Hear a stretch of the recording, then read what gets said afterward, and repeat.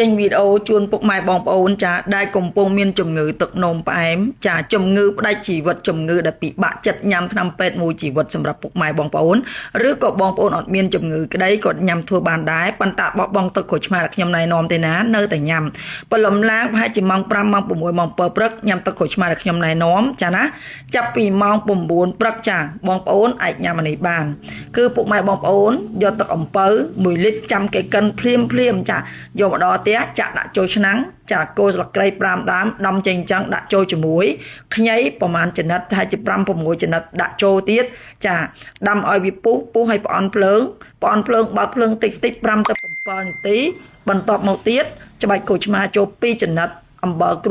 រាប់ធម្មជាតិដាក់ចូលកន្លះស្លាបព្រាឬក៏មួយស្លាបព្រាយើងភ្លក់ធ្វើមិនវាល្មមញ៉ាំតាមចំណូលចិត្តយើងសម្រាប់ខ្ញុំដាក់ក្រូចឆ្មា2ចំណិតបងអាចដាក់1ចំណិតឬមិនតាមចិត្តខ្លួនឯងណាអំបិលគ្រាប់គ្រួធម្មជាតិប៉ុន្តែញ៉ាំអានេះបងប្អូនត្រូវឈប់ញ៉ាំជាតិផ្អែមខាងក្រៅដូចជាគ្រឿងកំប៉ុង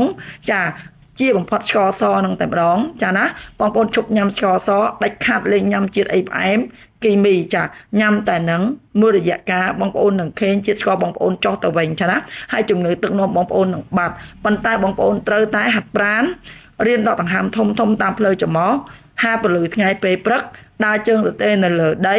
បើអត់ហាត់ប្រាណទេកុំញ៉ាំសន្លប់ខ្ញុំអត់ដឹងទេខ្ញុំបញ្ជាក់ណាញ៉ាំត្រូវតែហាត់ប្រាណដើម្បីឲ្យវាបែកញើសចាណាញ៉ាំពេញមួយថ្ងៃពេលណាស្រេកទឹកគឺញ៉ាំស្រេកទឹកគឺញ៉ាំចាប៉ុន្តែនៅអត់បោះបង់ទឹកក្រូចឆ្មាទេនៅតែញ៉ាំតដែរតាមតែបងប្អូនក្លាហានបោះបង់ថ្នាំពេទ្យដែលកំពុងមានជំងឺទឹកនោមផ្អែមឈប់ញ៉ាំវាចាដើម្បីតាមដានញ៉ាំអាហ្នឹងទៅទេ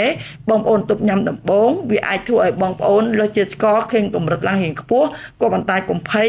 ឲ្យសំខាន់វាអត់ធ្វើទុកចាណាបងប្អូននៅតែបន្តញ៉ាំប្រឡំឡើងនៅធ្វើហាត់ប្រាណដូចខ្ញុំនិយាយហ្នឹងធ្វើតតបានបងប្អូននឹងបានសម្រេចដូចបំណងបើបងប្អូនអត់ជឿទេបងប្អូនអោបថ្នាំពេទ្យមួយជីវិតអានេះវីដេអូចេញមកដើម្បីជួយសង្គ្រោះមនុស្សចាណាអត់មានបំណងអ្វីទេបងប្អូនជឿក៏ញ៉ាំមិនជឿមានសិទ្ធិអស់រំលងសម្រាប់បងប្អូនណាដែលញ៉ាំទឹកក្រូចឆ្មាដែលខ្ញុំណែនាំរាល់ថ្ងៃ